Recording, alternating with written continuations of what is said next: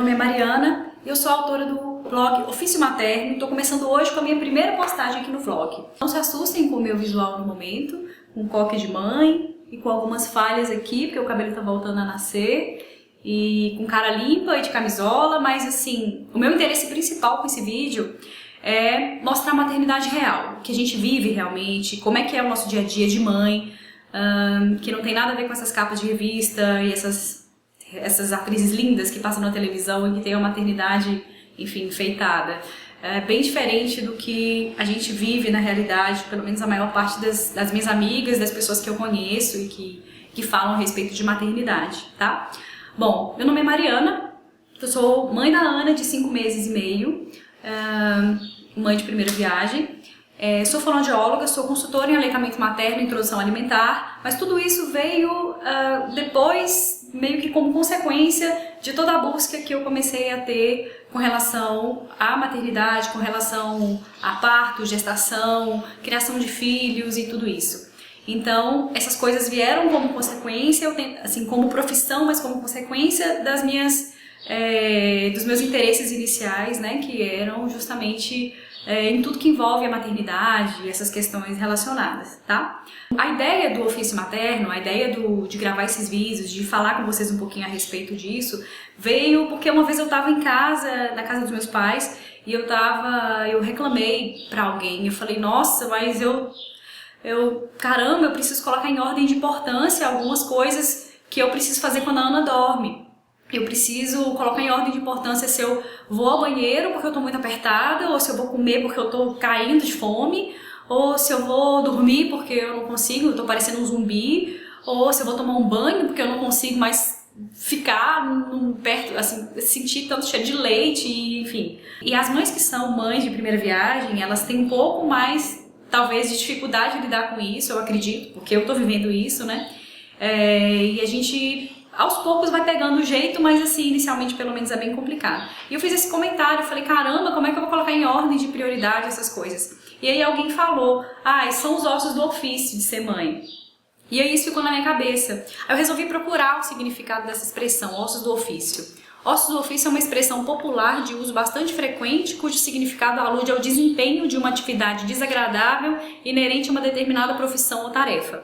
Então, na verdade, você ter que lidar com as adversidades e com essas questões difíceis de você ser mãe, faz parte do seu ofício, do que é o ofício materno, que na verdade não deixa de ser uma tarefa, não deixa de ser como se fosse uma profissão, né? Não sei se a gente pode usar essa palavra. Eu quis usar isso justamente para poder a gente relacionar com a parte que não é tão colorida assim da maternidade e também com a parte com o fato da gente estar sempre trabalhando e buscando novas informações, coisas novas que aparecem, que surgem na internet, porque hoje, graças a Deus, a internet veio como uma ferramenta para agregar tudo isso, para aproximar as pessoas, para servir como uma forma de compartilhar, de receber informações também a respeito de praticamente tudo, né? Então hoje está um pouco mais fácil essa questão. Eu vou procurar, dentro do possível, trazer sempre para vocês o que realmente acontece, o que realmente eu sinto, o que realmente as pessoas sentem como mães, ou como pais, ou como cuidadores, ou como pessoas que convivem nesse mundo, que vivem nesse mundo da maternidade de alguma forma, porque eu acho importante que as pessoas conheçam o lado B, conheçam o que acontece de ruim também, o que acontece de difícil, de sofrido, porque a parte boa todo mundo já conhece, né? Todo mundo já sabe, é só o que se fala. A gente fala da parte boa, como é maravilhoso, né? Como é fantástico ser mãe, como é gostoso, como é realizador e tal. Então nem sempre é assim, e é muito importante que todo mundo saiba disso e que a gente consiga quebrar essa barreira e falar um pouco mais abertamente sobre isso. Eu acho que falta um pouco disso hoje em dia, principalmente porque a gente vive numa sociedade que reprime muita gente com relação a isso, né? Há mais ou menos umas 2 semanas atrás eu vi uma postagem no Facebook de uma menina que falou que ela adorava o filho dela, amava o filho dela, mas que ela não gostava de ser mãe. E isso causou um reboliço nas comunidades e no Facebook e tal, enfim. deu uma maior confusão e eu acho que esse tipo de depoimento precisa ser acolhido. Você acolher uma pessoa não significa que você concorde com ela, mas eu acho que precisa ser acolhido. A gente precisa escutar mais essas mães que falam essas coisas e que sentem essas coisas, porque eu acho que uma rede de apoio nessa hora é o mais importante, o que a gente mais precisa, né? Então, eu vim aqui para poder falar sobre isso também, né? Eu quero poder deixar esse espaço aberto para isso, para escutar vocês também e para falar um pouquinho do que eu passo e também para passar para vocês as coisas que eu fui aprendendo ao longo desse tempo, ao longo desses anos pesquisando. Eu lembro que há mais ou menos uns 8, 10 anos atrás eu estava conversando com uma grande amiga e eu ainda tinha muito na cabeça algumas coisas muito arraigadas, algumas coisas uns preconceitos ainda muito... Não que eu não tenha mais, mas... hoje eu aprendi a ser menos cética, porque eu acho que o ceticismo ele te atrapalha em algumas coisas, atrapalha você a ver o outro lado da moeda, e eu acho que isso é muito importante, que você enxergue os dois lados, né? E essa amiga minha falou, a gente estava conversando, ela falou assim, mas quando eu for ter neném, eu quero um parto natural, eu quero um parto normal, eu quero... Tarará, e eu falei, parto normal? Como assim? Aí ela, quero um parto natural, o mais natural possível e tal. Falei, gente, esse povo índio, esse povo querendo aparecer, que besteira. Hoje, cheio de coisa maravilhosa, a medicina trouxe tanta coisa pra gente, não precisa mais sentir dor. A menina quer parir. Nossa, mas pra que isso? Que mão de obra e tal. E ela falou, eu quero que seja aquático, quero que seja um parto na água.